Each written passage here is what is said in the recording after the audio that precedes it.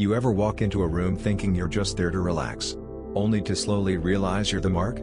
That every smile is rehearsed, every deal is crooked, and the house always wins. Well, they thought they were running me. They had no idea I was about to waste their entire Friday night, and there was nothing they could do to stop it. If you've ever been underestimated, if you've ever realized too late that someone was quietly taking advantage of you, then you're going to love this one. Hit like, subscribe, and buckle up, because this revenge is subtle, petty, and painfully satisfying. It started innocent enough. A phone call on a random weekday afternoon. "Hey man, it's Phil." Phil.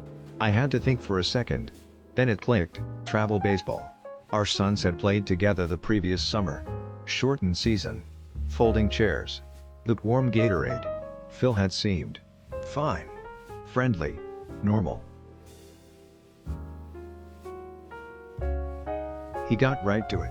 Couple of us play poker every Friday night. Super casual. Thought I'd invite you. Now, I'm not a hardcore gambler. I don't haunt casinos or track odds for fun. But I watch the World Poker Tour. I know the basics. More importantly, I enjoy a good night with good people. So I said yes.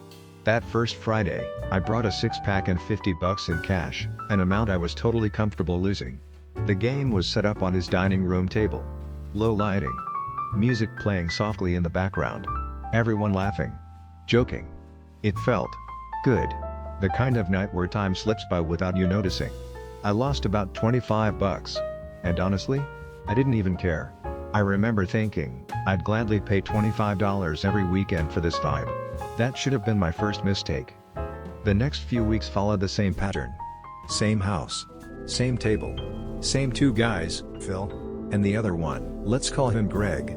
Greg was quieter. Observant. Always leaned back in his chair, arms crossed, like he was watching a chessboard no one else could see. At first, I chalked it up to coincidence. But then the patterns started to stand out. Phil always sat at the same end of the table. Greg never sat next to him. There was always at least one person in between. Dealer's choice rotation. Everyone else picked Texas Hold'em. 5-card draw. Simple stuff. But when it was Phil or Greg's turn, suddenly we were playing high-low progressive something or other. Rules got complicated. Side pots appeared. And, here's the key, you had to commit to a fixed amount of money for a whole series of hands. You couldn't just bow out halfway. And then there was the pot splitting. Whenever a hand narrowed down to 2 players, most guys would play it out. Phil and Greg? They'd look at each other. Pause. Wanna just chop it? Almost every time. Friendly, right? Except. Funny thing. Whenever Greg suddenly raised like he'd been sitting on pocket aces, and everyone folded, Greg would mysteriously fold too. And wouldn't you know it, Phil would flip over an absolute monster. Again. And again. And again. I'm not an idiot. I noticed. But here's the thing, they were smart about it. They didn't clean me out. They didn't humiliate me. Most nights I left down a small amount. Some nights I broke even. A few times I even won a bit, against the other guests. Just enough to keep me coming back. Just enough to make me question my own instincts. Am I being paranoid? Or am I watching 2 guys quietly run along con in their own dining room? What kept me there wasn't the money. It was the social aspect. The laughter. The sense of belonging. And that's what made the betrayal sting even more. Because once you see it, you can't unsee it. The breaking point came quietly. No explosion. No dramatic confrontation. Just a moment of clarity. I realized something important. These poker nights only worked if they had fresh players. 4 players minimum. Anything less, and the game got cancelled. No new money. No easy marks. And suddenly, I wasn't just another guy at the table. I was inventory. A warm body. A wallet. That realization sat heavy in my chest. I finished out that night smiling. Laughing. Pretending nothing was wrong. But inside, I was done. The next Friday afternoon, my phone buzzed. "Phil. Hey man. We've got 3 tonight. Any chance you can be our 4th? I stared at the screen longer than I should have. This was it. My exit. And suddenly, an idea formed. A small one. Petty. Harmless. Perfect. I typed back, "Yeah man, I'll be there." Friday night rolled around. Start time came and went. 10 minutes after, buzz. "ETA?" I replied calmly. "Just grabbing beer. On my way." 30 minutes later. Buzz. All good? Yeah, traffic's a mess but I'm close. Another 30 minutes. Buzz. Still coming? Oh yeah, almost there. I pictured it. Phil pacing. Greg checking his watch. 3 guys sitting around a table. Waiting. No fourth player. No game.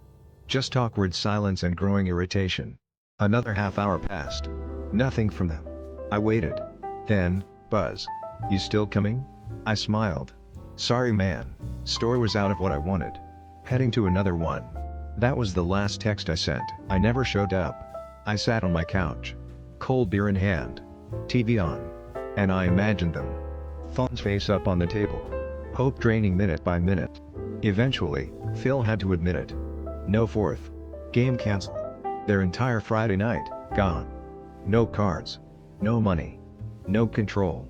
Just the bitter realization that the sucker had slipped the leash. Here's the best part. I never heard from Phil again.